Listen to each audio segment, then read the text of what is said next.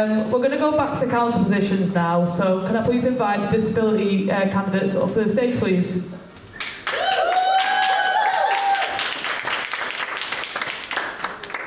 Just a quick one. Can you wave if you're council rep? No.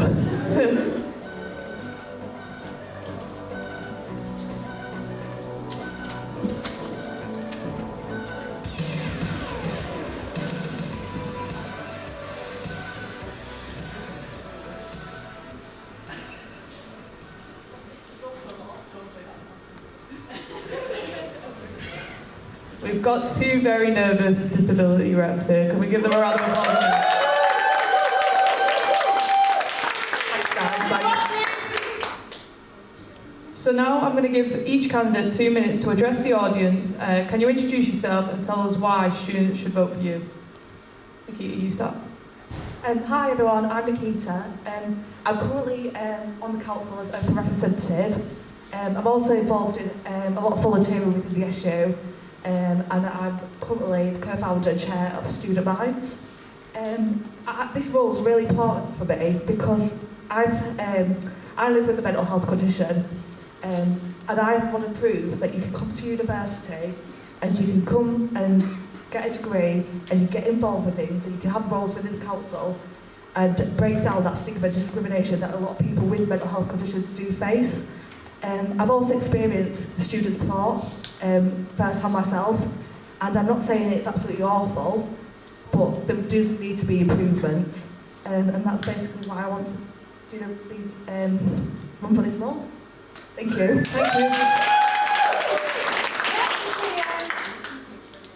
you. Ready? Hi, I'm Molly. I'm currently the first year neuropsychology course rep, and I'm going to continue that into my second year. I would love to get more involved with the student union and the council, and I want to use as much of my energy as I can to create a positive change in the world and in the university. So that's why I'm running for this role. As someone, again, I have a mental condition and a physical condition as well, which I live with, and I feel like for that reason this role is the one that I could provide the most help with. And I want students who live with a long-term condition, physical or mental, to be able to say, yeah, you know what, I am proud of what I've done at university, not I'm proud of what I've done considering I've got a disability. I want to just be proud non-stop. My belief is that everyone gets dealt a different hand of cards in life, and I want to help the disabled students play theirs as well as they can. Thank you. Big round of applause. So guys, we'll start with you, Molly. What do you think the biggest issue facing disabled students on campus? And if elected, what would you do about it? Honestly, from what I know from disabled students that I know and from my own experiences, is there is so much support already out there for disabled students, but they don't know about it or they don't know how to access it.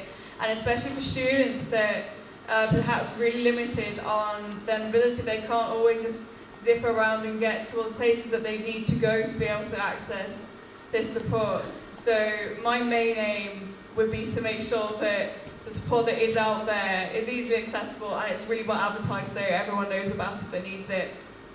Excellent, thank you. Can you repeat the question, please? What do you think is the biggest issue facing disabled students on campus? And if elected, what would you do about it? Personally, one of the points in my manifesto is that currently there is a 10-week waiting time to see the counselling services here at UCLan, and frankly, when people want to go and see someone, they're at the breaking point. I don't think this is good enough. So my point is that I want to look at the funding. I believe that student support services and wellbeing are underfunded. And I want to look at that and redistribute it, because year on year, number of students seeing the student support and wellbeing team has increased, yet the resources haven't. So I want to meet with senior executive teams and sort this out. It's not going to be a quick fix, but hopefully throughout the year, I'll be able to make some change with this. Thank you. Thank you. We're now going to take questions from the audience. Stage time. More questions. Let's stop. quiz the candidates. So we'll start with Nikkita this time. Thanks, Caitlin. Do you think more can be done to get disabled students involved in sports and societies? 100%. I know that the current VP of Activities is working on this with the current disabled student rep. And I believe even like doing extreme sports, climbing, mountaineering, where there's a will, there's a way. And I think it's really important that we do get disabled students involved in sport. And I know a lot of the issues with why they don't is like the confidence. But I really think it's a really important thing to get them involved. Thank you. Can you just repeat the question? Thank you.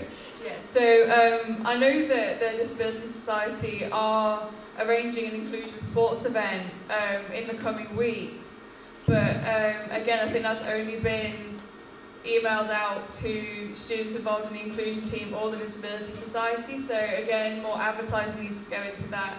As Nikkita said, I totally agree that a big barrier for people with a disability is confidence, so maybe making the gym available like for a certain window each week for disabled people to use so they don't feel self-conscious, especially if they're living with an invisible condition. Like for me, like I don't look like a disabled person, but I don't have the same physical abilities as everyone else. So people will just be looking at me like, oh, she's really unfit, but there are a lot of people that are living with conditions like arthritis and chronic fatigue syndrome that you wouldn't know that they were disabled looking at them, and therefore they feel really self-conscious going to a gym and working out with able-bodied people.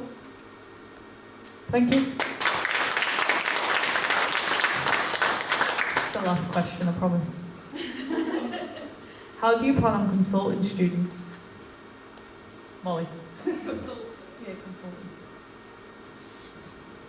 I'm not going to have my face plastered everywhere, but I would make sure that people knew that they could come to me with any queries or questions or concerns, and I would go to talk to them as much as I could. I'm already a member of the Disability Society, so I'd get more involved with that, more involved in inclusion, and yeah, see what their concerns are, and yeah, do my best to relay those on to other people that can make a change.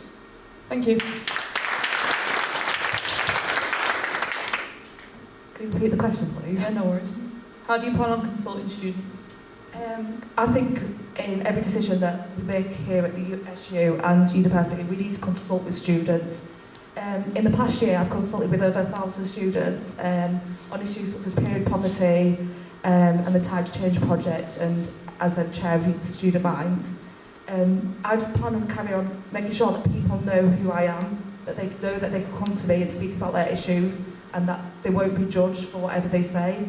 I'd make sure that the communities that happen in the forums are well advertised, so people know that they can come in there with an issue and speak about it. And just getting out into like the university, into like those social spaces, and just asking students face to face. Sometimes we get bombarded with questionnaires, but I think sometimes a lot of students are fed up with this. They want actual action and people to actually come and speak to them. Thank you. Thank you. Big round of applause for your disability representatives. We're just going to go to a 5-minute break now. I'm struggling up here, it's really hot. So just 5 minutes, then I'll come back up.